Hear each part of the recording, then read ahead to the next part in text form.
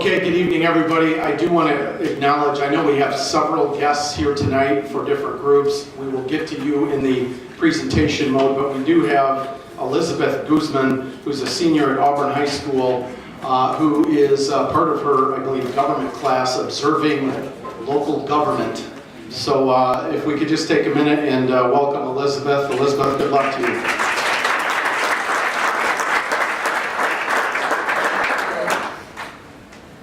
Did you like get in trouble or something to have to observe local government? Thank you for being here. With that, I will go ahead and call the meeting to order. There's no agenda updates. With that, I'll ask the clerk to call the roll, please. Mr. Biondo. Present. Mr. Booker. Present. Mr. Boomer. Mrs. Crosby. Present. Mr. Fellows. Present. Mr. Fiducia. Mr. Girl. Present. Mrs. Goro. Present. Mr. Hoffman. Present. Mr. Jury. Present. Mr. Kelly. Here. Mr. McDonald. Present. Mr. Nicolosi. Here. Mrs. Red. Present.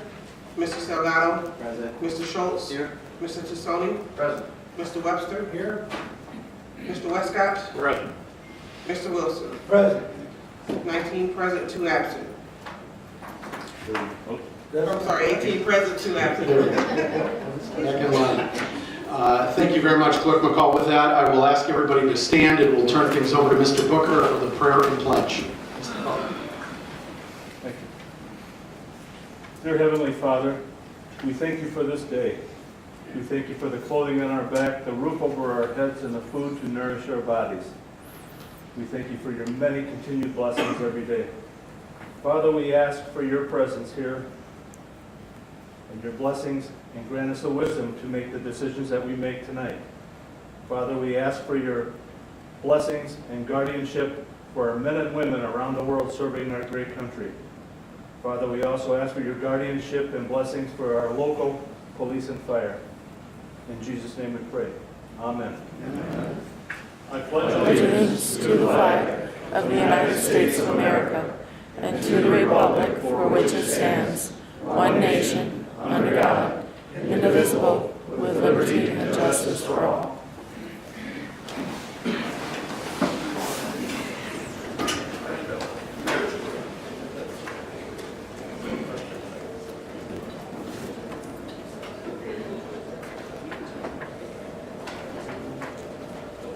So we have a couple of items of business under awards and proclamations this evening. So bear with me. I'm going to ask Tom Walsh to please come forward.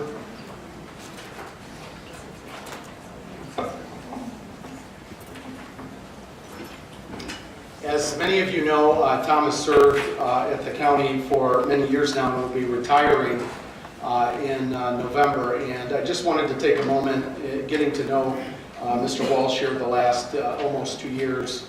And he's done a great job. He's been a great partner with our office, and I think he's done his very best to be a great partner with this board and our community. So I would like to present him very quickly with the Chairman's Service Excellence Award. I, Frank Haney, Chairman of the Winnebago County Board, do hereby recognize Tom Walsh for his many years of outstanding service to the residents of Winnebago County.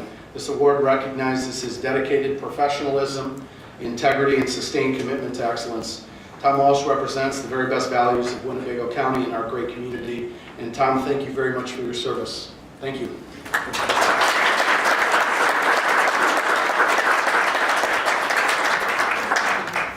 Thank you, Mr. Chairman. I am, of course, very honored to receive this award. I want to take just a little time to thank you, Mr. Chairman, and all the county board members for all the outstanding support you've provided to our office over the years to help us serve the taxpayers in the best possible way we know how, and we know that's exactly what our taxpayers deserve. If any of you have visited our office lately, you may have noticed a sign on our front wall that has our office mission statement. And that starts with the phrase, "To serve taxpayers, township assessors, and the board review in a professional, helpful, and friendly manner." I've been proud to serve as supervisor of assessments with that with that statement as a guiding principle. I also want to recognize the members of the Tax Cycle Committee I've been glad to work with. Mr. Elsie Wilson, Mr. Ted Biondo, Mrs. Dorothy Red, and Angie Gorel. They were there to help us out when we needed additional hearing officers. We had so many complaints a few years ago. And I want to recognize another person who was here tonight who served the county well for many years. That's my brother, Bill Walsh.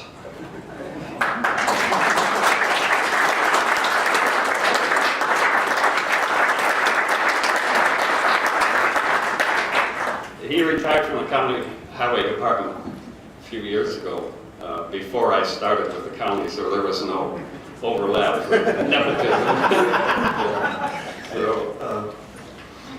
And there are several members of the supervisor assessment staff here, and of course, they're the ones that make the office look good, and I appreciate working with a group of really fine people. And I want to acknowledge the help and support my wife, Julie, has provided over almost 45 years.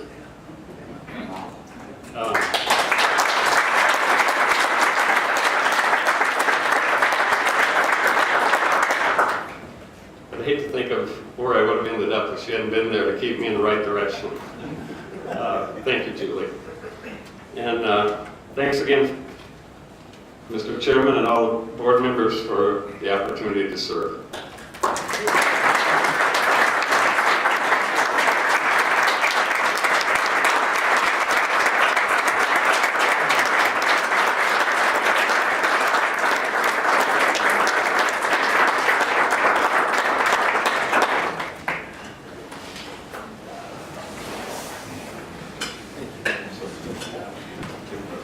Yes.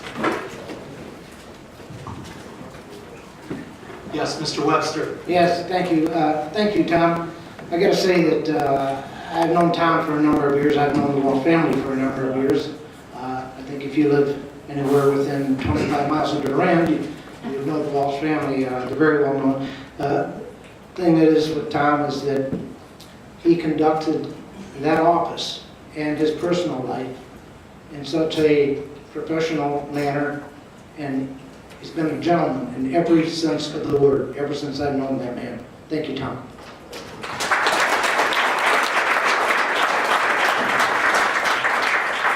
Thank you, Mr. Webster. Mr. Wilson. Thank you, Mr. Chairman. I would like to add to that. I'd like to personally thank Tom for his improvements and paper reduction in his office and the role model individual that he is for his employees. Thank you. Thank you, Mr. Wilson.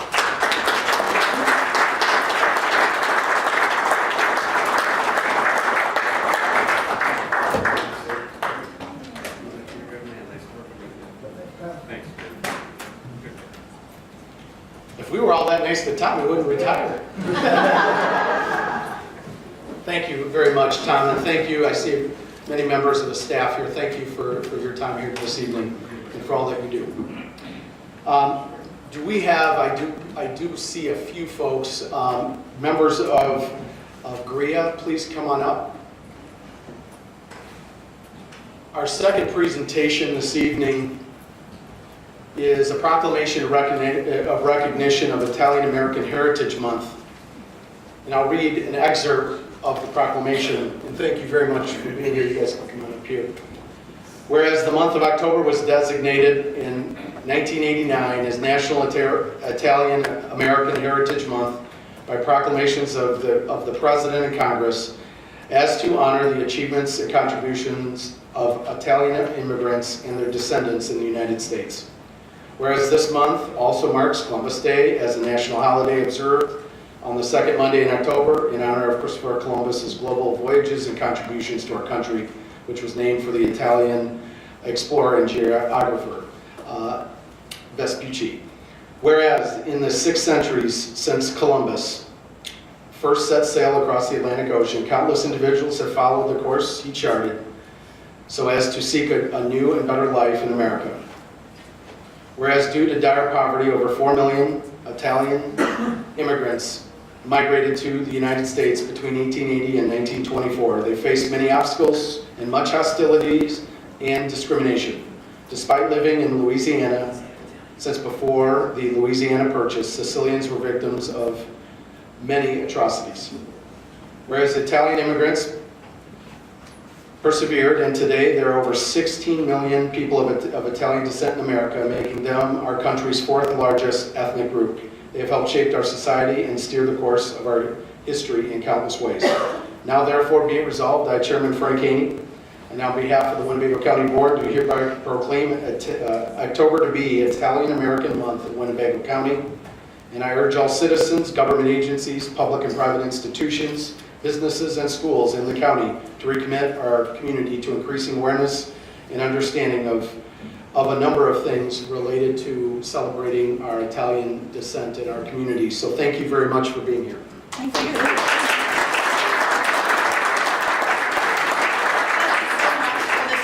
I'm Karen Catelli, co-chair of the Greater Rockford Italian American Association. I have with me Mike Doyle and Valerie DeCastros, wonderful board members, and I believe we have several Italian Americans on the board themselves. Would you stand up and be recognized? Yay!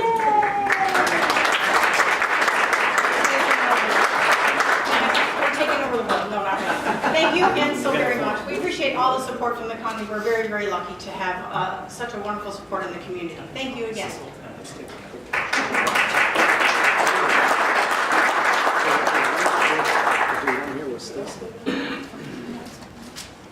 You're fine.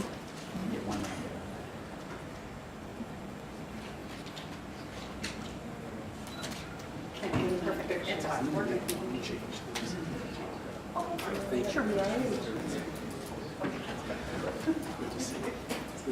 Thank you. Thank you very much.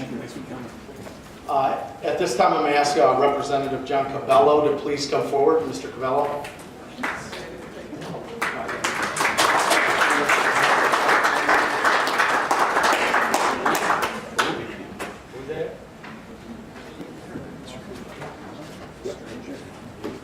At this time, I'd like Keith McDonald and Gary Jury to step up with me, please.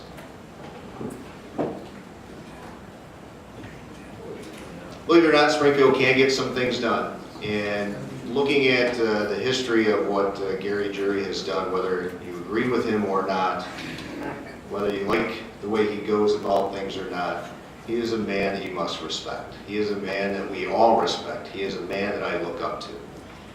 And we decided as a House of Representatives to get and do a House joint resolution.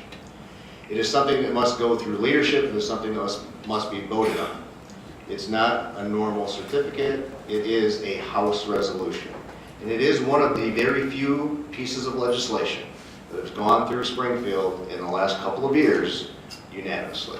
So I'd like Keith McDonald to please read the proclamation, or the resolution. The resolution states, whereas the members of the Illinois House of Representatives wish to congratulate Gary Jury on the occasion of his retirement from the Winnebago County Board and commend him for his public service to the residents of Winnebago County. And whereas Gary Jury is the longest serving Republican board member, he joined the board in 2002 and made the decision to retire in 2017.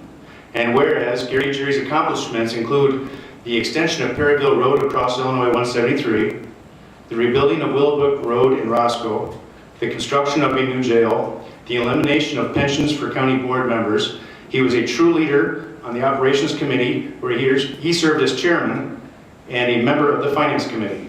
And whereas Gary Jury was tireless in his effort to improve his community, and whereas Mr. Jury was a mentor to many and respected by his friends, family, and colleagues, and therefore be resolved by the House of Representatives of the 100th General Assembly of the State of Illinois that we congratulate Gary Jury.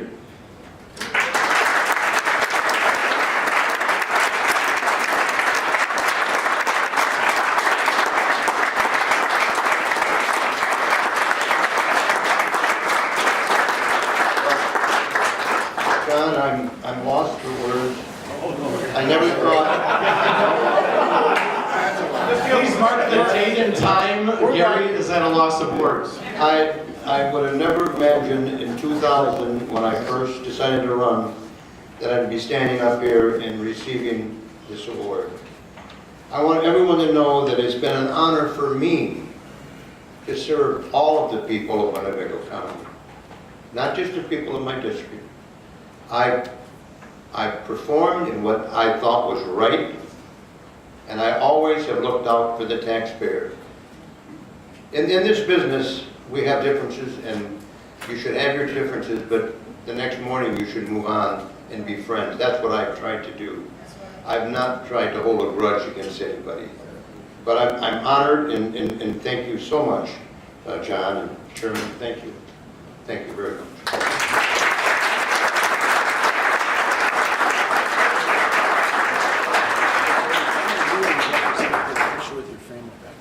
We're going to do that. Okay, let's do one quick one. Is that okay? We're going to do it. You got it covered, okay. Thank you very much, Representative Capella.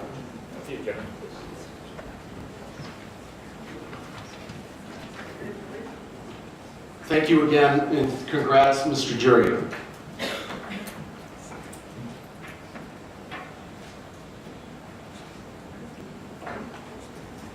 Next item of business, we have the approval of minutes. May I please have a motion to approve the minutes from September 27th of 18 and lay over the minutes of October 11th of 2018. May I please have a motion? Mr. Booker on the motion. May I please have a second? Mr. Webster, thank you. Any discussion on the minutes before the board? Seeing none, all those in favor signify by saying aye. Aye. Any opposed? Motion or minutes passed unanimously. Thank you very much. Next item of business, announcements and communications, and I'll turn it over to Clerk McCall. The items listed below were received as correspondence. We'll go ahead and place those on file. Thank you very much, Clerk McCall. Next item of business, board member correspondence. Any comments by board members? Mr. Wilson. Thank you again, Mr. Chairman. This is just a repeat from the last announcements I made about the veteran stand down, which is tomorrow. And this event gives veterans free food, free clothing, haircuts, flu shots, and other things. And this is at 406 North Main Street, the Medicine Club. The second one is a repeat as well, and that's AARC at Booker's having a fundraising banquet on November 1st at Giovanni's. And the last one is the Veteran Dinner. It's November 3rd, and it's at Giovanni's. We do have some people that were past military. Joe Hoffman, Keith McDonald, Gary Jury, Elsie Wilson, and Scott Lewandowski has asked me to mention you guys if you want to be part of the dinner. Just you can see him or you can tell me. Thank you. Thank you very much, Mr. Wilson. Mr. Webster? Thank you. Yeah, you all have a poster photo on your desk there of the 4-H kids. For a number of years now, I've been involved in the 4-H there through the county extension. Myself and Angie Gorel are both appointed to represent the county on extension. Anyway, so part of that, I've done judging over the years for a lot of projects. 4-H has over 100 different projects. And this year, when I was there doing some of that, well then, Margaret Larson convinced me I should go check out the fashion show, which I like, me and fashion show, yeah, right. So anyways, so I did go, but it turned out to be very interesting. And this fashion show here, all the kids in this photo, with the exception of the Fair Queen in the middle there, all of them in there made their apparel that they're wearing. All of them were in the sewing class, some boys, some girls too. And each of them made what they are wearing. It's pretty impressive. And the girl on the second from left there in the green dress, that girl had over 20 different projects that she entered in the fair this year. Unbelievable. Everything from shooting sports class, which I teach, on up to the sewing, cooking, environmental, just an amazing girl. So the part of the money that we go through the host fees goes to supporting projects like this. So on behalf of the 4-H, thank all of you. Thank you very much, Mr. Webster. Appreciate that. Any other board member comments? Mr. Jury. Thank you, Chairman Haney. I wanted to bring this to the attention of the board members, and this is no way an attack on any political party, either Republican or Democrat. This is a situation where we could be very liable if an accident were to occur. And it doesn't look right. If everyone did it, our highways would be in such a mess that we wouldn't want to drive on them. What it is, I've noticed that there's an individual that are putting 4x4 signs just a foot off the shoulder of the road. When you put a 4x4 sign, you need to put a steel post to hold it. If somebody would veer off and hit that sign and it would come back, we would be liable to you don't know when, because we have an ordinance that says no encroachment.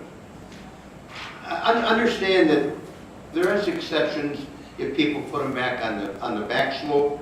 You know, I don't have a problem with that. But putting them 1 foot off the highway, I have a problem, because it's number one, it doesn't look right. Number two, it's a safety concern for people driving. I wish that you would maybe confer with Mr. Vanderworth and maybe notify the people at the signs that, you know, that's unacceptable.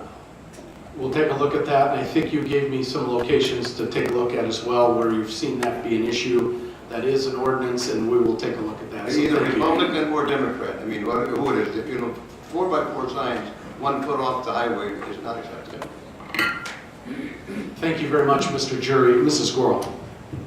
I'd just like to thank you, Chairman. I'd like to follow up with Jim. Tonight with our talk about diversity and going through all those numbers, I do wish you will take another look at the Illinois extension, because if you want to see diversity in action, this is it. The whole extension, that's all it is groups of people and diversity with every group throughout our whole county, no matter where you live. We have this type of diversity. The second thing I want to remind Jim, he should have been asking for socks and telling them where they can bring them now, Jim. Would you please? Thank you. She teed you up very nicely, Mr. Webster. Thank you. I'll let the chairman follow up on this, but you know, this is the second year in a row we're doing a sock drive for Carpenter's Place. I've got the sign taped up on the wall over there, and that's what that large tub is over there for.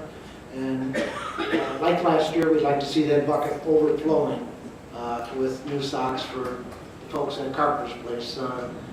Their poster up there says it all. It's an urgent need.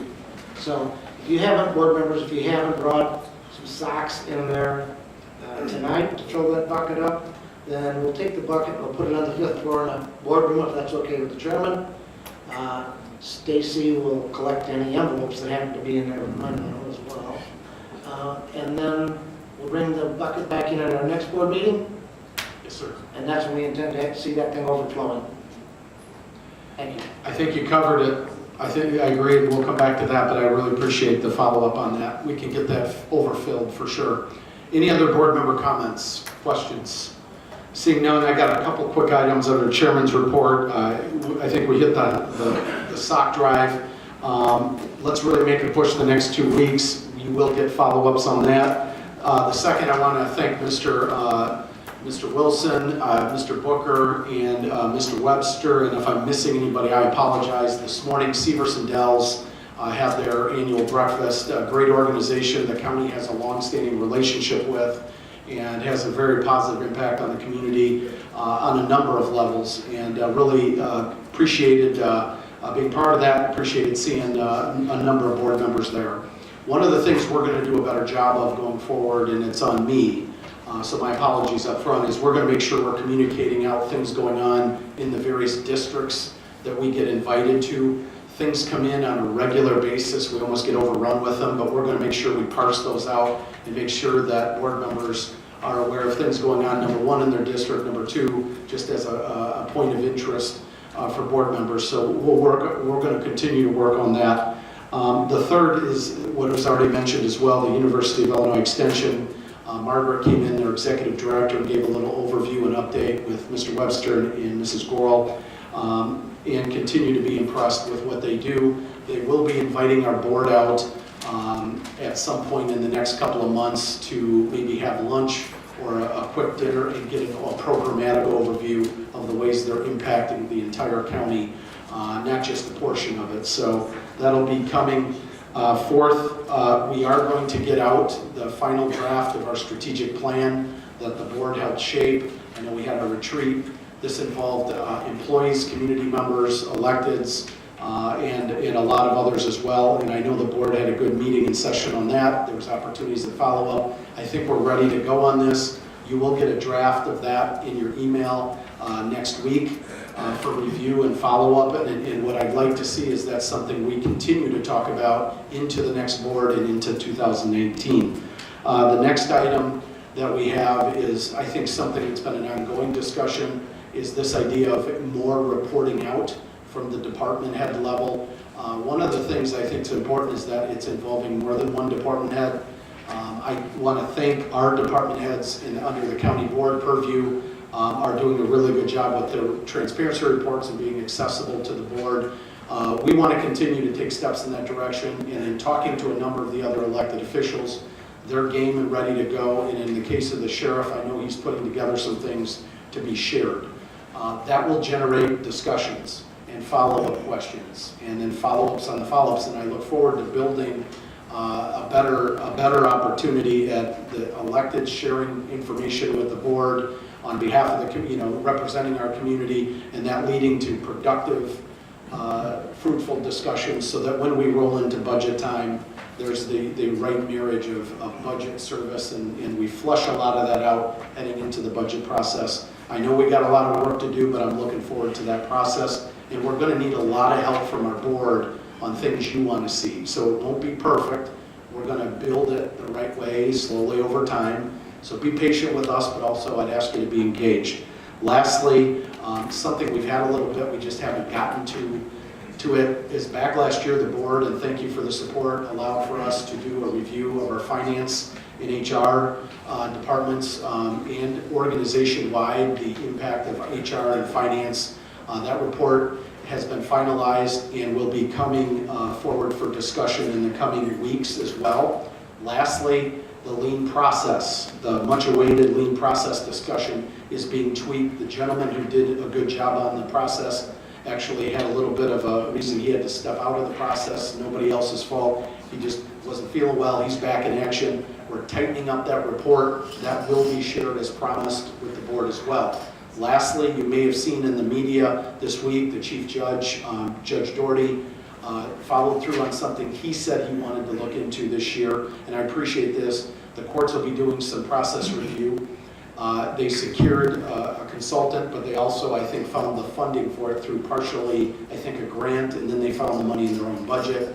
And I appreciate the chief looking to work on that through the important process of looking at how we can do more with less, or do better with the same amount. And I think that's an encouraging step. And he said that he will be sharing that process publicly, and that includes the board and the community as that process plays out in the coming months. So there's a lot of stuff coming, and it'll lead to a lot of good discussions and a lot of questions that we got to work through as well. So looking forward to that. Appreciate your support and patience with those processes. Any questions on any of that? Seeing none, thank you very much for that opportunity, and I'll go to Carla. Okay. We've been pretty busy after budget time because there was a lot of projects that were waiting in the wings for us to finalize the budget. There's been a lot of collaboration going on between our finance department, our HR, IT, and purchasing departments. We're working on Munis to utilize the software more fully, to become more efficient, use less man hours. We've had for a long time the position requisition form that I approve in order to ensure that employees who are adding to payroll have sufficient budget dollars. They've been working on that in the background during the budget time, and now that's a fully automated process, which really makes the process a lot easier. There's not a lot of paper shuffling. It goes automatically from one person to another. They're also working on a module that we purchased for Munis that will make our accounts payable process more automated as well. Instead of paper invoices going from one office to another, the invoices will be either received electronically or scanned in and distributed electronically in order for the approval processes to occur. Molly and Lisa Leonardo, our senior accountant, as well as Kim Ponder in HR, gave training to our directors and then people in their departments that they thought were involved in the process, went over how the modules are going to work. I felt like it's a really good session. I really appreciate their hard work in providing that training, so they'll be rolling that out shortly. For the ops meeting on Thursday, November 1st, yeah, Ann's been working for a long time on a surplus property disposal policy. She's actually, behind the scenes, been disposing of property that had accumulated in the basement at River Bluff. Gave a really interesting presentation on that at one of the ops meetings recently. So that'll be ready to come for the board to consider, as well as our vehicle policy. We had discussed that a long time ago, but we waited until we really had the time to delve in and make sure that the policy fits the county's needs. I have some good news regarding River Bluff. This week I received news from our administrator there that we have gone from a 2-star facility to a 3-star facility. That's quite an accomplishment. And our case mix index is climbing, which means the reimbursements we receive are increasing. So hopefully the financial picture is going to look a little bit better. I also received word from our consulting group. They had a number of issues related to the kitchen, and a lot of those issues have been addressed enough that they felt like they needed to commend the staff on the hard work that they've put in. Brett Frazier is here. He's our Animal Services Administrator. I just wanted to mention that he's been working hard on the intergovernmental agreement that we have with the city. We met with them and presented their invoice for the previous fiscal year and proposed a new IGA to them, and we'll be following back with them shortly to see, whether they want to continue services at the same level or if there'll be some adjustment in those. We have formed a budget group that have a few core members that include myself, Molly, and Lisa, and the chairman. But it's a fluid group. As we're looking at different things related to budget, we'll add different members. With the budget process this year, we realized that we can't pass the budget and then forget about it until May of next year when we start the new budget. We have to start looking now at different areas that maybe we can gain some efficiencies or make reductions or whatever we can do to make our budget situation better. We felt like we needed a lot of time to do that, so we're meeting every other week, and we'll be drawing in different department heads as we need them. And then we're also going to be working with a professional to develop the criteria for the project manager for the PSB demolition. That's going to be a big project, and we're going to need someone that will guide us through that. The project manager will be independent of the architect and whoever the construction contractor is. He'll be paid on a fee basis so that it'll make sure that it's not based like on a percentage to benefit. He might want to add more cost to it if it was based on a percentage. So this will be based on a fee to help us through that project on behalf of the county solely. And then I'm sure the chairman's mentioned to you that we have a 911 working group with the municipalities that Mr. Booker and Mr. McDonald have been participating in. We've met twice as a complete group. And then I met with some of the members in order to delve into the financial information, and I think we're hoping that by December we'll have not only a governance board proposal for the county board to consider, but also a cost-sharing plan. And with that, I'll hand it over to Joe Vanderworth. He has an item he wants to discuss. Thank you, Carla. Joe? Thank you, Mr. Chairman. Thank you, Carla. I wanted to make the county board members aware of a tweaking of the permit law that allows now for emergency harvest permitting. As the statute was written, it would only allow emergency harvest permitting to state highways, but it can be also used on local highways should the entity, the local agency decide that that would be okay. Because of the way the county codes are written, I could make that decision independently for the Winnebago County highway system, but I was reluctant to do so because of our ongoing financial challenges and the fact that we would be allowing additional weight on our highway system without talking to the county board. So I presented this at Public Works at our last meeting, and they indicated to me that they would be okay if we went ahead and issued these permits if we were asked. Now, we haven't been approached by anyone to issue the permits. The maximum allowable weight limit that you can carry in a vehicle carrying farm products is 80,000 pounds. Under the new law, it would go up to, by 10%, up to 88,000 pounds. So I wanted to let you know, if we are asked, we are planning on going ahead and issuing these harvest season permits. And that harvest season generally will be in the future from September 1st to December 31st. For this year, it was September 10th to December 1st. We had talked to the townships at our last township commissioners meeting, which was this past Wednesday, and they indicated they would follow suit if the county board wanted the county highway department to do it. So, thank you. Thank you, Joe. Appreciate that. Any other items? Kim? To add to what Carla was talking about with the position control, I just wanted to make mention that we did the diversity presentation before this meeting. All the hard work that Lisa and Angie in the finance department put in, Terry Wigert from my office put into cleaning up Leanne from IT to get all the position control information in correctly. When I pulled our current EEO data for that presentation, it took me 10 minutes. And in the 17 years I've been here, it usually will take me anywhere from probably 6 to 8 hours to download it into Excel and sort it manually. So I just want to give a shout out to those departments for all their hard work. I greatly appreciate it, and I know the county is getting improvements from it. Thank you very much, Kim. Appreciate that. We'll move on to our next item, which is the approval of the consent agenda. May I please have a motion to approve the consent agenda, which includes the raffle report and bills. I got a motion by Mr. Fellers, a second by Mr. Jury. The consent agenda is before the board. Any discussion by board members? Seeing none, all those in favor signify by saying aye. Aye. Any opposed? Consent agenda passes unanimously. Thank you very much. Next item of business, standing committee reports. And we'll bring up Mr. Biondo, Finance Committee. Only 19 items on the agenda under Finance Committee, which might be a new record.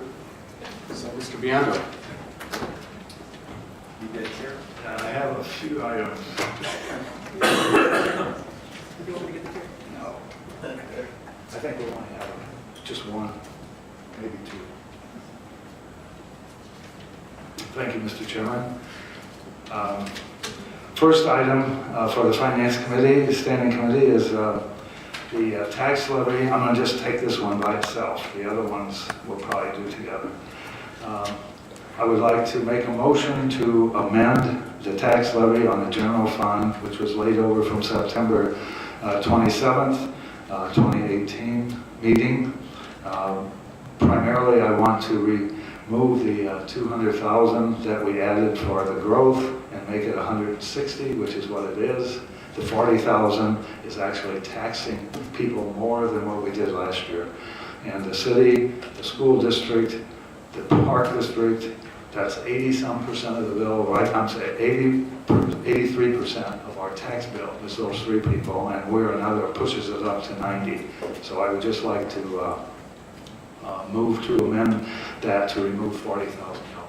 We have a motion by Mr. Biondo on item 2, the tax levy for the general fund, to reduce the new growth from 200,000 to 160. Is that correct? We have a motion by Mr. Biondo, a second by Mr. Jury, Mr. Webster, and Mr. Gorel. Any discussion on the motion to amend? Seeing none, all those in favor of amending this motion signify by saying aye. Aye. Any opposed? We've amended the motion And I'll turn it back over to Mr. Biondo. Thank you. Then I'd like to move that we approve the amended motion on the general fund laid over from September 27th as amended. We got a motion by Mr. Biondo on the amended motion, item 2, the general fund. I got a second by Mr. Jury and Mr. Gurl. Any discussions on item 2? Seeing none, all those in favor signify by saying aye. Aye. Any opposed? No. We have Mr. Wilson and Mr. Schultz on no votes, and we'll cast a yes vote for all other members present. Thank you very much. Mr. Biondo. Thank you. I'd like to move to approve the tax levies in item 3 through 13, and I so move. We have a motion by Mr. Biondo on items 3 through 13, the remaining tax levies before the board that laid over from the last meeting. We have a motion by Mr. Biondo, a second by Mr. Hoffman and Mr. Jury and Mr. Gurl. The items 3 through 13 are before the board. Any discussion, questions by board members? Seeing none, all those in favor signify by saying aye. Aye. Any opposed? No. We have Mr. Wilson and Mr. Schultz, no votes. We will cast a yes vote for all other members present. Motion passes. Thank you very much, Mr. Biondo. Okay, it's not been hard so far. 14 is ordinance that creates, I move to approve the ordinance, I'm sorry, but I guess I can't. I gotta read it in first. The ordinance creating a section in Chapter 2, Article 2, Division 1. It's a pension obligation bond policy of the County Code of Ordinances laid over from October 11th, 2018 meeting. That's the reading. Thank you. And then I'd like to move to suspend the rules to approve that. It's just the policy of how we do this process. It's legal. It's later, so we just need a motion. Oh, okay, I'm sorry.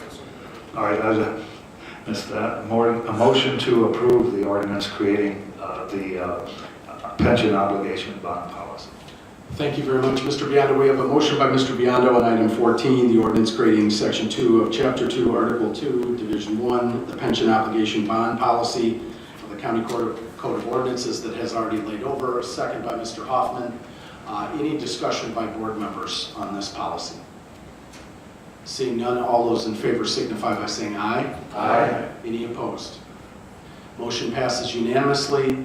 Policy adopted. Thank you very much, Mr. Biondo. All right, the item 15 is I'd like to read Budget Amendment 2019-005. It's State's Attorney wage increase reimbursement. It comes from the state and doesn't cost us anything. So I move for its approval. Have to read it in first. Okay, we've read that in. All right, and then I'd like to move to approve that budget amendment. I'm sorry, suspend. We have a motion by Mr. Biondo to suspend the rules which would allow us to take action on this budget neutral item this evening. I got a second by Mr. Webster and Mr. Gurl. Thank you very much. The motion to suspend the rules is before the board. Yes vote, we suspend the rules, which then would allow us separately to vote tonight. Any questions by board members? Seeing none, all those in favor of suspending the rules signify by saying aye. Aye. Any opposed? Motion passes. We've suspended the rules. Mr. Biondo. I'd like to move to approve Budget Amendment 2019-005. We have a motion by Mr. Biondo on item 15, the state's attorney wage increase reimbursement, which is budget neutral. May I have a second, please? Second by Mr. Wilson, Mr. McDonald, Mr. Westcott, Mr. Hoffman, and Mr. Gurl. Item is now before the board. Any questions on this motion? Seeing none, all those in favor signify by saying aye. Aye. Any opposed? Motion passes unanimously. Thank you very much, Mr. Biondo. All right, the next item is I'd like to read in the Budget Amendment 2019-006, canine costs. Thank you. And I would just like to let that lay over unless someone wants to suspend rules. Okay. Thank you very much, Mr. Biondo. All right. Oh, I apologize. Mr. McDonald. Make that motion, sir, suspend rules. We have a motion by Mr. McDonald to suspend the rules. May I have a second? I have a second by Mr. Gurl. So we have a motion and a second on suspension of the rules, which if we pass that will allow us to vote this evening. Any questions or comments by board members on the suspension of rules? Yes, sir, Mr. Biondo. Yes, I'd like to speak to that. The fact is that with this Amendment 006 and 008, we need to have, one of them is the fact that the canine costs are not very clear as far as how much it's going to be. We don't know what it's going to cost us in people, in what the animals are. There's a 50,000 that was there, but I'm just saying, when we go into next year, we have no idea what it's going to be. So and the fact that there was no one there who could explain it to us, and the fact that we're supposed to be getting reports from the sheriff's department and other people to come and tell us what's going on, and as of yet, they keep sending people in that aren't that informed, and we did not get the information we needed. So let me speak, I'll just suggest this, is we got the issue before the board is suspending the rules, which would allow us to vote on the canine essential grant money this evening. If we vote no, the item would merely lay over to the next board meeting, and then we would take it up again. But Mr. McDonald made a motion, seconded by Mr. Earl, on suspending the rules. If I could just speak very quickly, and if there's anything that Carla or Mr. Carter would like to jump in on, could we just give Mr. Carter, since we want to be clear on what we're dealing with and is before the board, on the amount of money of the grant, and I want to, yes sir, Mr. Feathers. Discussion about suspending the rules, not discussion about what's in the budget. That is absolutely clear to me, and my question is, if we're going to suspend the rules, then we would be doing so because I would want to be clear there's a time element in it, or there's something that would merit us taking action tonight. I just wanted to understand that. If you're saying we cannot consider that, then it's only to, do we want to suspend the rules or not? Okay. So I'll withdraw the question, and if we suspend the rules, then I'll follow up with Mr. Carter and Carla. I appreciate Mr. Fellers pointing that out. Before the board is the motion to suspend the rules. A yes vote allows us to suspend, and then we'll take up the item tonight. Any other questions by board members? Seeing none, I'll ask the clerk to call the roll, please. We will need 11 votes. Mr. Booker, Yes. Mr. Boomer, sorry. Mrs. Crosby, Yes. Mr. Fellers, No. Mr. Girl, Yes.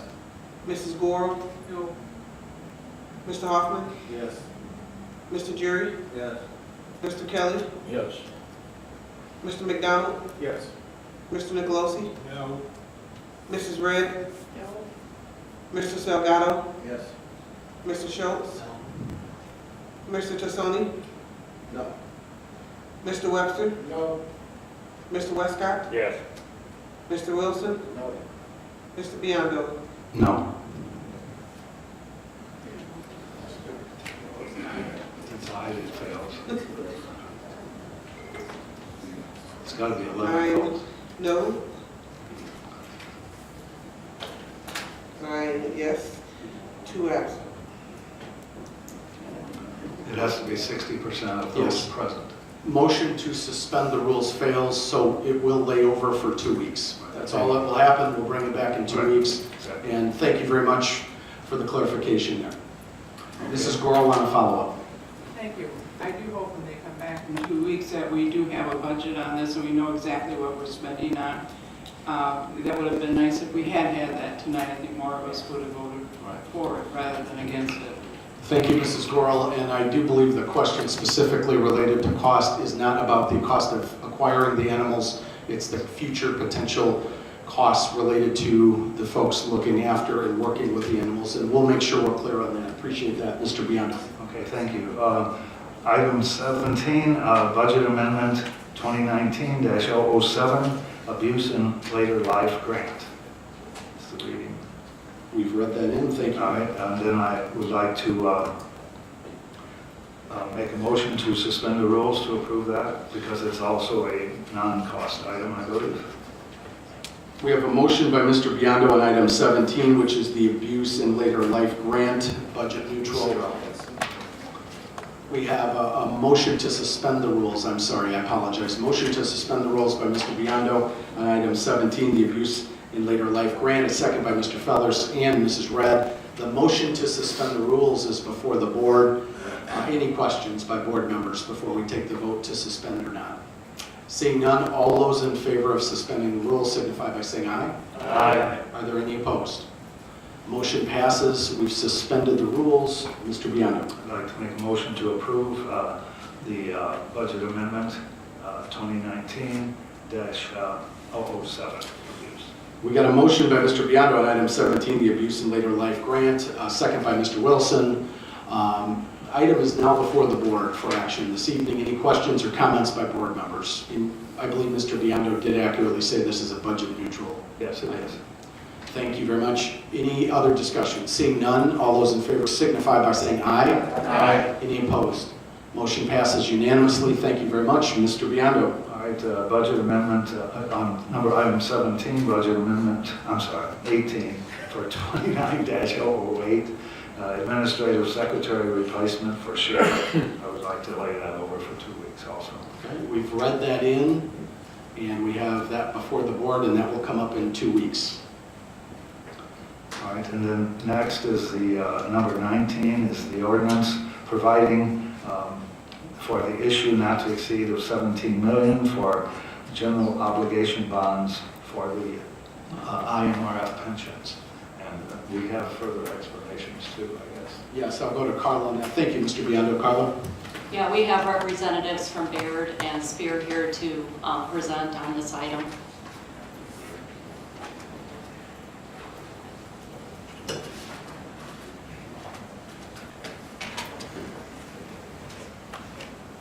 You guys are becoming regular fixtures of meetings. Should I start? Hello, everyone. I'm Stephen Roberts from Robert W. Baird, the underwriter on the proposed transaction. As I'm talking today, I put this on all of your desks. It's a little flip book labeled Proposed Pension Obligation Bond Issue. We've been discussing this with the board, Finance Committee since February, and the board, we've talked about it through the summer and into the final hearing. And what we wanted to do today is provide you an update on how it looks today. Because you've seen a lot of numbers out there, not to exceed 50, now a not to exceed of 17 million. So how did we get them? Where do we stand today? How did we get there? So I'm starting on page 1, the slide labeled Pension Funding Opportunity. So what we did is we got a current estimate of the unfunded portion liability by the county's actuary. And today, the SLEP and ECHO pension liabilities are just south of $14 million. And that's an estimate as of year end. That number can go up and down based on the performance of IMRF as we approach year end. I should mention, 3 pension systems. Regular has been removed from this financing because it's overfunded. Next, we gave you an idea of how it looked in 2016 and 2017. And you're starting to see the volatility in it. In 2016, these 2 pension systems were unfunded to the amount of $23 million. In 2017, that amount went to $13.9. And as I said today, it's again $13,966,000. Now, what that represents, and I know we've mentioned this a few times, that is a liability to your employees. That is a debt that you owe and you're paying interest on. And that interest is 7.5%. So we estimate if you did a taxable bond issue that you could borrow using your credit of 4.39% with a max interest rate of 4.55.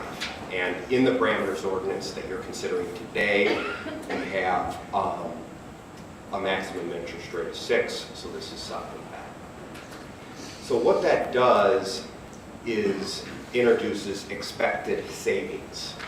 And as you can see in the last bullet, we estimate and expect, under certain assumptions, savings to be, over the life of the transaction, $6.3 million through 2042, and an estimated 30 million in savings generated till 21-18. And on the next page, I'll get into how that comes about. And that's page 2. So the column labeled annual payment to amortize the UAAL, that didn't come from us, that came from your actuary of how you're going to pay the existing unfunded portion. And you can see it goes from 1.3 million out to 1.2 million, and that's basically our bogey when you look at the bond issue. So the next column over is principal, interest, and debt service that you'd pay on a debt on a bond issue, and you can see it's roughly level. And that little gray box has the expected savings to the county. And that's 315 in year 1, all the way to 124 for a total of $6.3 million. Then you add, because when we came to you in February, IMRF, we said, has an open system. And what that simply means is you're paying on your obligation, but you're not completely paying it down. So it goes on forever. You're basically paying. So out to 2118, when we retired, or not, is $30.2 million, a total savings to the county of $36.6 million. Now that's pretty far out, so what we did is PV that back to today, and savings is right around 8.3, and that represents around 60% savings, which is very high. Now, on the right, I should mention is I mentioned UAL is 13.9. Then that you add a budget stabilization fund, which is a very conservative way of doing this deal, plus cost of issuance, and that gets you to your total bond issue size of 14.6. On page 3, we discuss the potential benefits to the county. And the most obvious, I'll go through quickly on this, is you potentially could save a lot of money on doing this structure. Next bullet, it provides the county with flexibility to structure repayments to best meet its needs. And the bullet after is kind of tied to that, is it allows you to close the open system. So as I mentioned, you have an open system that goes out forever. But if you do the bond issue, it ends with the final payment on the bonds, which is 2042. And that thus closes the system and limits your future cost. Next, it lowers your hurdle rate from 7.5% that you're currently paying to today's taxable bond market, 4.39%. And that rate can change. I mean, that will change because it's actively traded, but that's as of last week. It replaces one existing obligation, because you do have that obligation to your employees, with another obligation, which would be bond issue. Now, how I've been explaining it is like a refund, but there is an additional risk that we have to disclose, and the first one is the most important, is what are you going to earn on those funds? So, as I mentioned, the hurdle rate has been lowered from 7.5% to 4.39. Long story short, if you earn the life of the bond issue till 2042 less than that 4.39%, then you shouldn't have done the deal. You'll lose money on it. But as you look in this chart, if you earn the POV rate at 7.5%, it's the savings I presented. If you earn more than that rate, 7.5%, you're going to save more money. And if you get between those two rates, you'll save, but it will be less than what I presented. So that is the major risk of this transaction. So the logical question would be, okay, what did IMRF do in the past? And this is no guarantee of future returns, but what did they do in the past? And that's that last one. Over 1 year, their rate of return is 15.7%. Over 3 years, 7.9%. Over 5 years, 9.9%. 10 years, 7.5, 15, 9.4, 20, 8.1, and 25, 9.1. So they've never been under, or they haven't been under that. They're a pretty well-run system, and again, that's no guarantee in the future that it will be that, but it gives a little bit of comfort, maybe looking at those rates of return. Another risk of the transaction that is secondary to the primary one of not earning the POV interest rate is that you're investing a large amount of money at one time.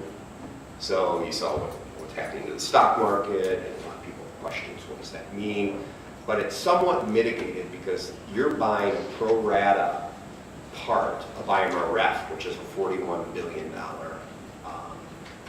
system or fund portfolio. So that's somewhat, because you don't have market timing as much risk since you're buying in a pro rata into an existing portfolio.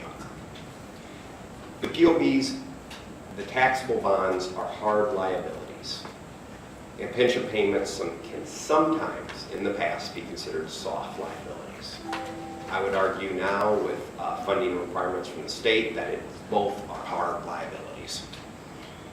And the last bullet, last risk, is future unfunded can open up again from this transaction, and most likely will. But this transaction has nothing to do with that. It's funding the existing. So now I'm going to pass it on to Kent from Chapman and Cutler.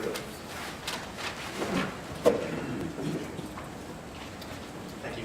Good evening, everybody. Thank you, Mr. Chairman, board members, for the opportunity to speak to you. I'm going to cover the last 3 slides. So my name is Ken Flores. I'm from Chapman and Cutler. I'm your bond counsel representing the county on this transaction. And in that role, we'll be giving the approving legal opinion that blesses this transaction, says that it's legal. But I think what I wanted to start with is a description of this transaction and what it means to issue taxable general obligation alternate revenue source bonds. That's the type of bond that the county will be issuing to finance this transaction. So the first term, the term taxable, what that refers to is the payment of taxes on the interest to be earned by a holder of the bonds.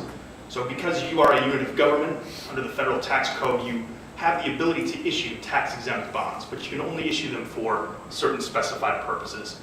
Pension obligation bonds are not one of those purposes, so you will have to issue taxable bonds here. Since 1986, there's been no authority to issue tax-exempt bonds for this purpose. General obligation bonds refers to the fact that these are a full faith and credit bond of the county for which a tax will be levied each year to pay the bonds. That tax will be levied at the time the bonds close as a protection for the bondholders. However, it's modified by the third bit, the alternate revenue source. What alternate revenue source means is that there's going to be a secondary source pledged to the payment of the bonds. And that secondary source, which in this case is your existing IMRF levy, is anticipated to be the source of repayment for the bonds. So if that IMRF levy is sufficient to make the payments on the bonds, then the backup property tax levy I spoke about a moment ago will be abated, and you won't levy 2 property taxes to make this payment.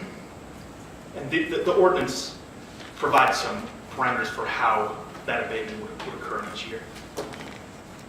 So moving on from that, I wanted to speak a little bit about the ordinance that you'll be considering tonight. So this ordinance it's the final step for the county board to approve the bonds.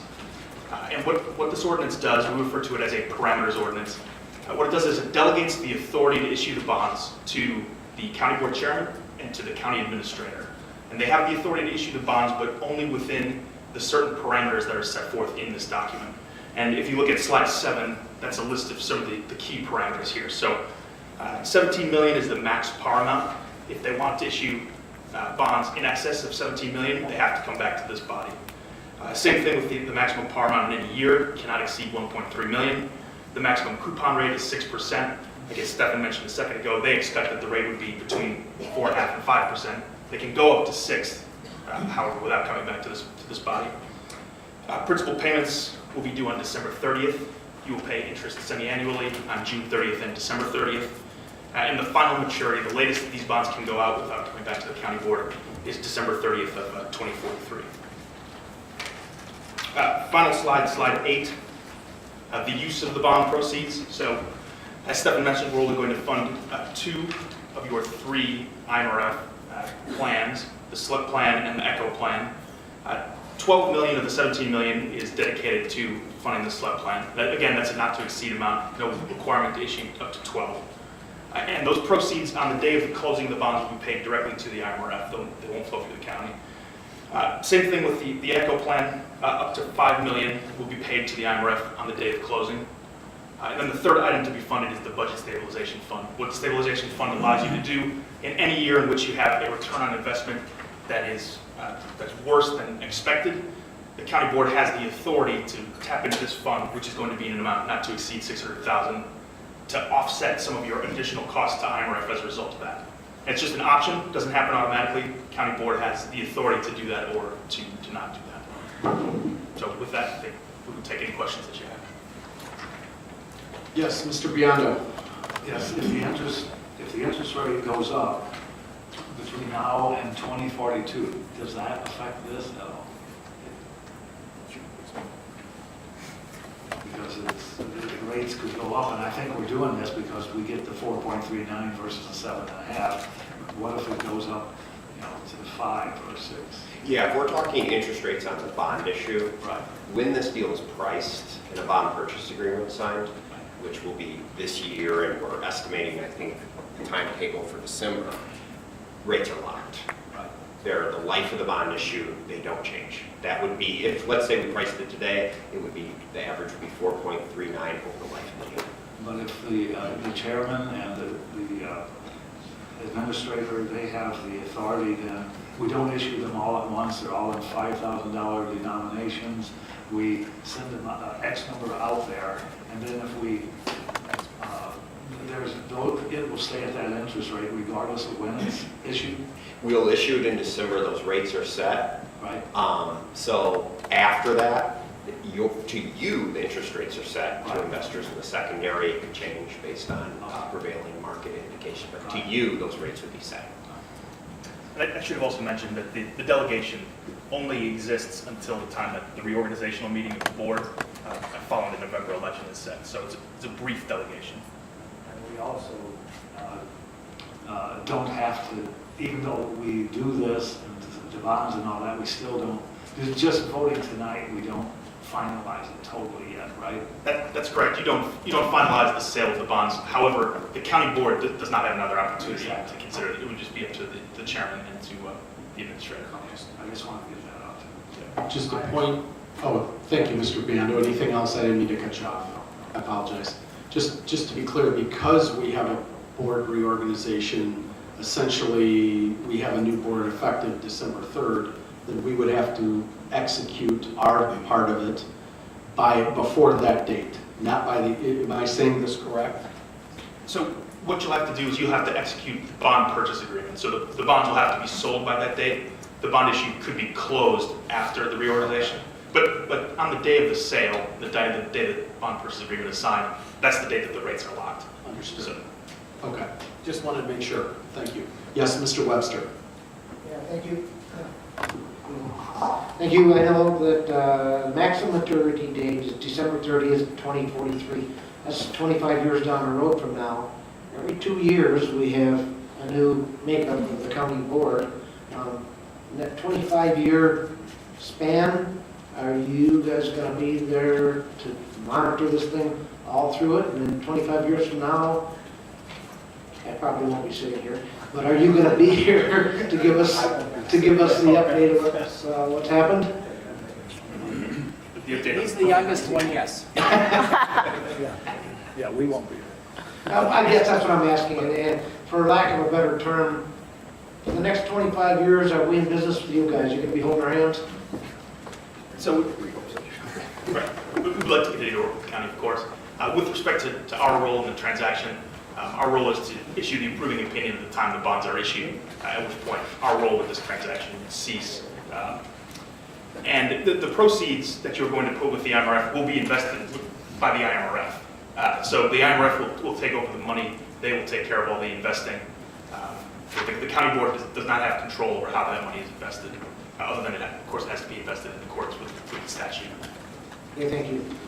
Give me a better understanding. Thank you, Mr. Webster. Any other questions? Mr. Schultz. I'm more interested in the issues that got us to this point, because my understanding of the presentation is that this is not a normal obligation where you simply owe the unfunded liability. The nature of how the calculation on this liability is that beyond what you see in front of you as a normal amortization of the debt, you have this $30.3 million additional liability because of the open versus the closed nature of the liability. So my concern is that the same kinds of things that got us to where we are tonight, the pension spiking issues, the way we approach the calculation of our IMRF, the underlying benefits that we're offering to employees, and how we go about that raises a concern in my mind that, just put very simply, if we continue to pay the benefits and promise to pay the benefits under IMRF that we are currently promising to pay to current employees, is there a likelihood that we're going to be back in this same place?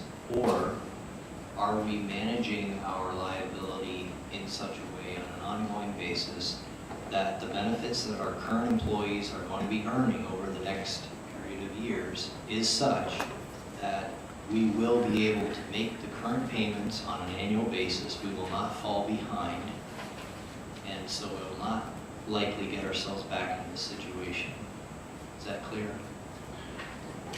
It's clear, yes, that's clear, and I'll ask if anybody would like to specifically speak to that item. I know we have taken some steps. I know there are some things that are more difficult to control, but I'll go to Carla and then we'll defer. I'll try. For the most part, no. However, we do have a contract with the FOP that because of a step that occurs at the 20-year mark on a regular basis causes us to have an accelerated payment when those employees retire. So I don't know what impact that will have on our unfunded liability if we pay those accelerated payment requests, if that'll take care of the unfunded issue, or if it will continue to have an increased unfunded liability in that plan. And I think your point merits just one quick follow-up so that everybody's clear on what Carl is referring to. There are percentage increases, but then at different steps in the FOB contract, there's an additional increase. At 20 years, I believe it's a 12% increase plus any negotiated. So you might get 12% at 20 years, and then you might get 3% or 2% based on the negotiated rate. That is a legacy. How it's been explained to me by Carla and Dave is that's been a legacy item in the FOP contract that is far enough in that it's hard to negotiate out of a contract. But I think it's very fair and appropriate that Carla pointed that out because that we don't have immediate control over that. Dave or Carla, am I saying anything inaccurate there? No, and the reason it causes that accelerated payment is because the employee, we've been paying contributions based on a lower rate, then it goes up 12% plus whatever the annual increase is, and then their pension's based on the last 48 months, which is a much higher salary than what's been paid over the life of their, or over their employment at the county. So it's kind of an uncontrollable increased cost. If I could just say that, one of the things is that with this deal here, we're taking care of an existing problem that already exists, and it's regardless. I agree with Mr. Schultz 100% on this, but and he pointed it out to me at first, which is the fact that at the end of this 2042, we will actually have paid off our unfunded liability. Whereas if we don't do this, we're not only paying higher interest, but it's open forever. And that's what's killing the state right now too. That's how they got up there, because they can't get rid of it. And here we're actually getting the money up front, paying it off, and then going through and paying back these plus the regular. So if you notice, the regular IMRF, they're overfunded. It's the fact that we keep giving all these contracts that have 3% guaranteed, where I retired in 2005, and I am getting to the penny exactly what I got 15 years ago. That doesn't happen with public employee, at least with regard to FOPs and other things like that. So I'm saying we could, as this one gentleman explained, that we could actually have another thing open up, but this one will be paid off. And if we didn't do something with this one, we're going to have both of them running. So that's the difference. I think that's a very good point. I owe Mr. Schultz a follow-up. I'm sorry I went out of order. Mr. Schultz. Thank you, Mr. Chairman, and I'm in favor of us adopting this tonight and making this decision. But this is an occasion, because it's on the board floor, to make the point that if we already know, as a follow-up to what Carla said, if we already know what the triggers are that cause us to have an accelerated amount that is due to IMRF because of that step in the salary, that increase, that creates an additional obligation at that time, then my supposition is we can calculate what that liability is. And we should budget for that on the basis of people that we already know are going to have that step increase coming up, and it's going to trigger an additional liability to IMRF. We should budget the payment for that additional liability to IMRF. Based on that trigger, we should plan ahead, and then we can pay to IMRF the money that is due to them instead of putting ourselves in a position where we fall behind again. That would be my request. Thank you very much, Mr. Schultz. Very good point. Mr. Salgado. Yes, that's exactly one of the questions that I had was if there was any other opportunity for the unfunded liability increase. One of it was the obviously the acceleration of the pension payout, which would be on top of this liability. I'm assuming that would be the case. But the question that I have is like, what about new entry employees to the workforce and they're going to be retired? Did the actuarial take those into consideration when coming up with the $14.6 million, I believe, is what we're looking at? Or, you know, is it just what's on the pipeline right now that is going to happen? So I'm just trying, like Mr. Schultz, I'm always looking to see, great, this is an opportunity for us. Is there any other liabilities that could potentially increase the unfunded liability? And that's where, you know, I had that question in my head, and then I don't know if the actuarial did those calculations or take into those considerations, or whoever came up with the 14.6, and I don't know if that can be answered or not. I could not speak directly to that. I do know what we probably should do in this next year is build into our finance processes updates related to this overall conversation, and so that we bite that off a piece at a time. It's not just at contract time. But I couldn't speak to that. I don't know if anybody else could either, but that, I wouldn't want to weigh in on that. No, I know, the only thing, I can't answer that directly, but I think that, you know, we have to budget for it. That's exactly what Mr. Schultz is saying, is that when we see this gap opening up again, we're going to have to start budgeting for that, and there's going to be less services provided, because that's the only way you can do it with the set revenue that we have. And when you get these new people, there's arbitration. It isn't just the negotiators that are responsible for this. We try to do as, I guess I'm sure they try to do as well as they can. But if there's nothing done, eventually arbitration comes in. The state writes those laws for firemen and everybody else, and there's nothing you can do about it except budget for it, like Mr. Schultz says. And we need to do that, and because we're going to see this one getting paid off, it will happen again, and that should be budgeted. Thank you, Mr. Salgado. It sounds like there's general understanding and support for this particular item, but a lot of questions that we want to plow through and deal with as the board go forward. But Mr. McDonald had a question. Thank you, Mr. Chairman. Do we have a tiered system? Do we have tier 1 and tier 2 pensions here? I know other systems have moved that way. Okay. So the newer people come in, it's going to be easier on us later. We just have to get to that point. Do you have any idea how far out that is till we work through most of our tier ones or all of our tier ones? Do you have a time frame? Okay. Thank you. But I think that's a worthy follow-up in the future. And then I got, I believe, one last hand up, Mr. Tassoni. Mr. Tassoni. Thank you, Mr. Chairman. I see the not to exceed 17 million, but what I'm looking here, if I'm reading right, 14,660, is that the dollar amount we know of today? That's correct. And then, does it make any sense? I'm just thinking as if it was my house and I was getting a home equity loan that we get a little more just for the next 1 to 3 years out to have a cushion of what may come in unfunded for the next 1, 2, 3 years? Or are we just borrowing exactly what we need today? Yeah, I can speak to that. You really only have the legal authority to fund the liability that you have. So the fact that you have a liability that's at 14.6 million, it really wouldn't be a lawful purpose to borrow for a future liability that you haven't incurred yet. So that's why we're signing the bond deal where we are. I mean, you do have the authority under the resolution that you went, the ordinance you went through the petition period with, to go up to 50 million, if you wanted to borrow at some point in the future. That has a 3-year termination from the date the petition period ended. But at this point, yeah. Thank you very much, Mr. Tassoni. I don't think I see any more board member hands up. The item before the board is item 19, the 17 million taxable general obligation bonds. Any other questions, comments before we take the vote?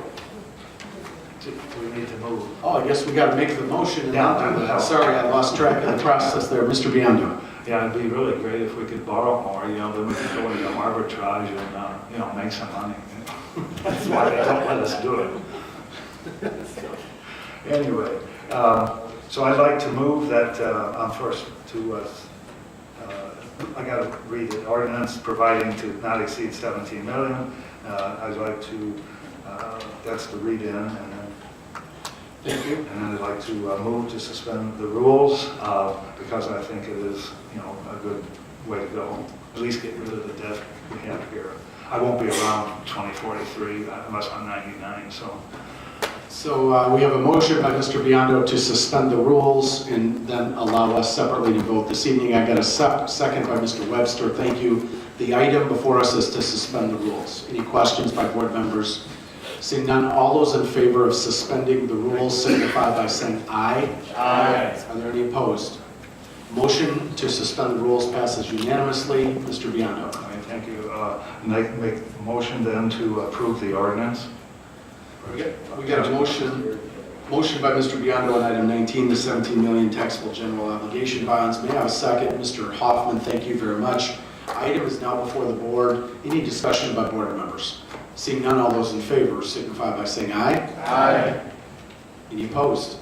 Motion passes. Thank you very much, Mr. Biondo. That concludes our report. Thank you. And gentlemen, thank you for your time. Appreciate it. Yes, thank you. Next item of business, zoning committee, Mr. Webster.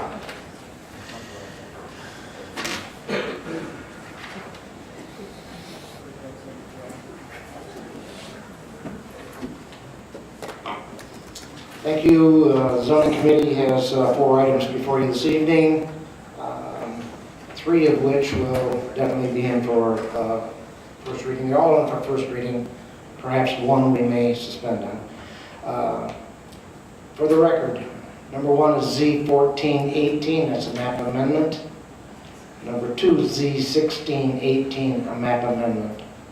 Number 3, SU0418, a special use permit. That comes with conditions. And number 4 is an ordinance amending the Unified Development Ordinance. The one that I would make a motion to suspend on perhaps would be number 3. That's the special use permit, SU0418. That's to allow a special use permit for an antenna tower, 143 feet. And this is for Durand School District. And this was in County Board District 2. Came with unanimous approval from both the Zoning Board of Appeals and from Zoning Committee. So therefore, I would move to suspend the rules on that one item. We have a motion by Mr. Webster to suspend the rules on item 3, SU0418.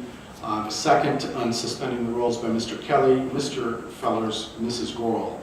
The motion to suspend is before the board. Any discussion by board members? All those in favor of suspending the rules signify by saying aye. Aye. Are there any opposed? Motion to suspend passes unanimously. Mr. Webster. Thank you. I would then move to approve SU 0418 with conditions. We have a motion by Mr. Webster on item 3, SU 0418 with conditions. May I have a second? Mr. Webster, or Mr. Westcott on the second, Mr. Fellers and Mrs. Gorel. Any discussion by board members on item 3? Seeing none, all those in favor signify by saying aye. Aye. Any opposed? Motion passes unanimously. Thank you very much, Mr. Webster. Thank you. And as usual, the remaining 3 will be in for the first reading, and we will be voting on them at our next county board meeting. And then Zoning Board of Appeals has their next meeting November 7th, 2018, and they have 2 items on their agenda. We will follow up with our Zoning Committee meeting November 21st, 2018. Thank you. Thank you very much, Mr. Webster. Next item of business, economic development, Mr. Westcott. Thank you, Chairman. We have no report, but we do have an upcoming Economic Development Committee meeting on Monday. Thank you. Thank you very much. Next item of business, and by the way, on Monday they'll be taking, I think there'll be a discussion around the Rockford Park District, Six Flags, Great America discussion, and how how taxing bodies are being asked to partner in that process. Thank you. Thank you, Mr. Westcott. Next item of business is the Operations Administrative Committee, and pinch hitting for Mr. Jury is Mr. Hoffman.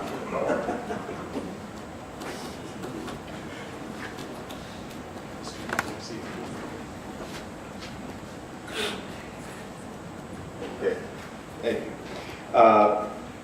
The Operation Administration Committee has 1 ordinance and 5 resolutions. First ordinance I'm going to read in is creating a section of Chapter 62 of the County Code of Ordinance. It's a cell phone policy to be laid over to the November 8th, 2018 meeting. Thank you very much, Mr. Hoffman. Next, I have a resolution authorizing the execution of a renewal agreement with Arthur J. Gallagher for the property and casualty and workers' compensation coverage, and I so move. We have a motion by Mr. Hoffman on the resolution authorizing the execution of the renewal agreement with Gallagher for property casualty and workers' comp. We have a second by Mrs. Gorel. This renewal is now before the board. Any discussions by board members on our insurance renewal? Seeing none, all those in favor signify by saying aye. Aye. Any opposed? Motion passes unanimously. Thank you very much. Next, I have a resolution authorizing the execution of a renewal agreement with Blue Cross Blue Shield for the administration of self-insured PPO insurance plan. I so move. We have a motion by Mr. Hoffman on item 4, the resolution authorizing execution of the renewal with Blue Cross Blue Shield for the administration of the self-insured PPO insurance plan. I have a second, again by Mrs. Gorel. Thank you. Any discussion by board members on item 4? Yes, sir, Mr. Salgado. This kind of relates to 4, 5, and I want to say 6. I was just wondering if these projections were kind of included in the budget for this year. So I asked Carla or anyone that if they could, because I noticed that they increased percentage-wise, so I just wanted to know if those were taken into consideration in the budget, or is that going to be additional increases potentially to the existing budget that we have? Yes, I'll go to Carla on that. They had given us estimated premiums, so we incorporated those into the budget. We feel it's adequate.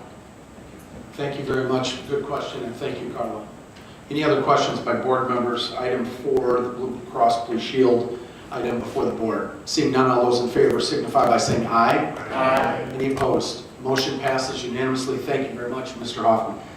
Next, I have a resolution authorizing the execution of an agreement with Amwins Group Benefits for the administration of a Medicare supplement insurance plan offered to the over 65 retirees. Got a motion by Mr. Hoffman on item 5, resolution related to Amwins Group Benefits for the administration of the Med Sup insurance plan offered to our folks over 65. A second. May I have a second, please? Second by Mrs. Gorel. Thank you. Item is now before the board. Item 5 is before the board. Any questions? Seeing none, all those in favor signify by saying aye. Aye. Any opposed? Motion passes unanimously. Thank you very much, Mr. Hoffman. I have a resolution authorizing the execution of an agreement with, is this thing? With Ambulance Group Benefits for the pharmaceutical services for Medicare supplement over 65 retirees. Nice of you. Got a motion by Mr. Hoffman, item 6, which is the agreement with Amwins related to pharmaceutical services renewal. Second by Mr. Gorel and Mr. Gorel. Mrs. Gorel and Mr. Gorel, do that to me. Any questions or comments? Sorry about that. All those in favor signify by saying aye. Aye. Any opposed? Motion passes. Thank you very much.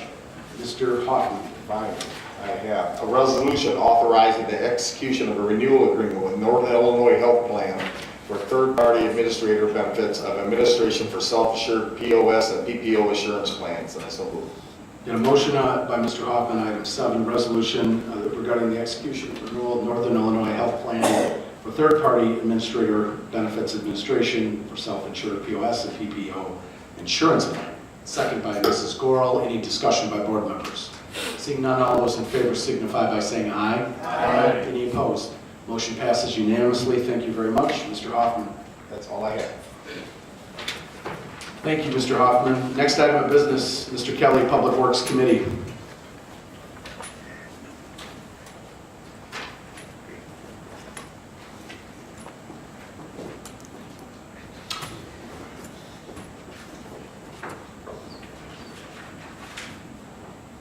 Public Works has one resolution authorizing the execution of an intergovernmental agreement between the County of Winnebago and the City of Loves Park to provide professional engineering services. And I so move. We got a motion by Mr. Kelly on item 2, the IGA between the county and the City of Loves Park related to engineering services not to exceed $500,000. I got a second by Mr. Westcott, a second by Mr. Girl. Item is now before the board, and if I could just take 1 second, I think this is a great partnership between the county and the City of Loves Park. I want to thank our Highway Director, Joe Vanderwerth, and our partners over at Loves Park.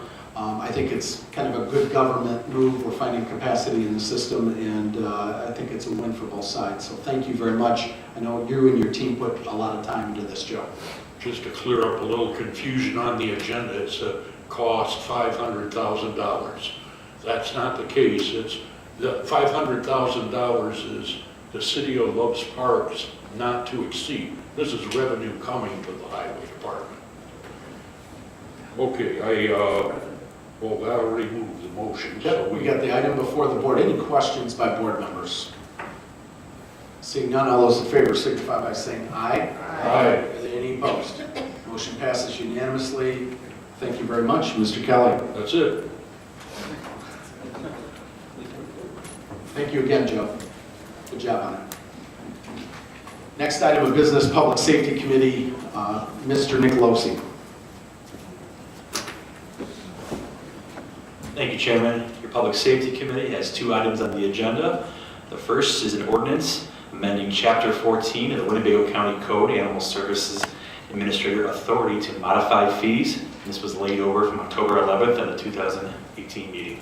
And I so move. So we have a motion by Mr. Nicolosi on the Animal Service Administrator Authority to modify fees ordinance. Second by Mr. Fellers, second by Mr. Biondo, Mrs. Red, and Mr. Girl. Item is now before the board. Any discussion on this ordinance? Yes, sir, Mr. McDonald. Thank you, Mr. Chairman. I was wondering, could we kind of review these fees? What do we change? How do we do this? Sure. I'll go to maybe Carla and then Mr. Fellers, if that's okay. Or Mr. Fellers.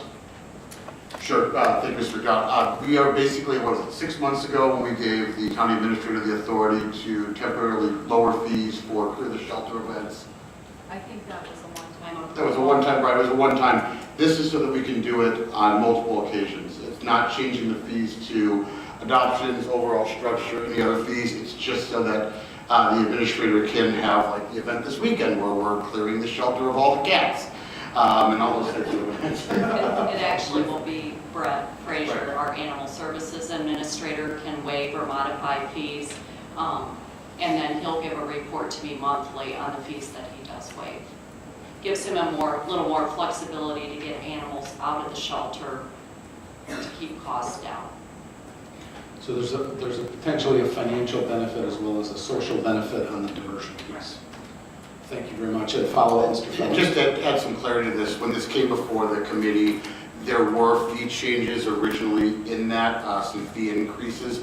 We removed that from this and plan on having that discussion at a later date to understand if we have a proper fee structure within animal services.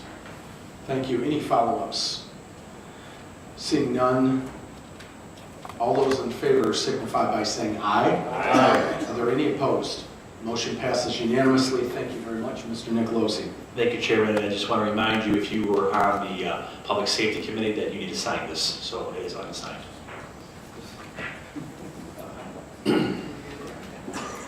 Next, we have a resolution authorizing the execution of an intergovernmental cooperation agreement for police services with the Village of Machesney Park, Illinois, and I so move. We have a motion by Mr. Nicolosi on the IGA with the Village of Machesney Park for police services. May I have a second? Mr. Booker, Mr. McDonald, Mrs. Red, and Mr. Gurl. Mr. Gurl, sorry. Item is now before the board. Any discussion? Yes, sir. Mr. Biondo, thank you. Yes, I'm reading the contract. It was $3,500,000, and it's about $80,000 over what it was last year. Is that enough to make up for what we? It looks like it's a 2.25% increase. I'm wondering if that takes care of the fact that over a number of years we never charged what we should have been charging. And I'm just saying, does this take care of it for at least this year? I mean, that's a very good question. I'm going to turn it over to Carla. What I would frame it and say the board last year when we approved the IGA with Machesney asked the administration to review the contract and let's get to true costs, because if it's not being covered in the contract and it's being covered elsewhere in the budget in other forms or fashions. And that was the focus of the discussion that elongated the process a little bit. Now we'll turn it over to Carla for anything she wants to add that's the same, different, adding to or subtracting from. It does include all the increases under the FOP contract. It includes the increase in our health insurance premiums. And it also includes, which is new, a proportionate share of our liability insurance for law enforcement. The premium on that, it's a proportionate share by the number of deputies per Machesney Park versus total number of deputies. And this is for 1 year? That is for 1 year starting in May. So obviously you can't go back and charge it for that. Correct, correct. So this is taking care of it from here. The agreement now that they sent a letter saying they're exercising the 2-year termination clause. In the original agreement, from my understanding, we couldn't substantially change the terms of the agreement. So we increased what we could. Any follow-up questions? So then, just so we're clear on the board floor, before we take the vote, is this contract is for the term, the year, from when to when again? It would be May 1st, 2018 to April 30th, 2019. And by signing this contract or executing this contract with an affirmative board vote, does that in any way change the 2-year process and clock that's ticking? No, that clock continues to tick. Okay. Just so we're clear. Thank you. Any other questions by board members? Yes, sir, Mr. Schultz. Mr. Chairman, just curiosity, why do we approve it so much after the beginning of the contract period? Thank you. That's a good question. When we originally presented a proposed agreement, we had included some other costs, administrative fees related to our administrative services, and then we were trying to capture a portion of that IMRF accelerated payment that would be attributable to Machesney Park. They objected to those additions, saying that it substantially changed the agreement, and therefore we had to negotiate from there.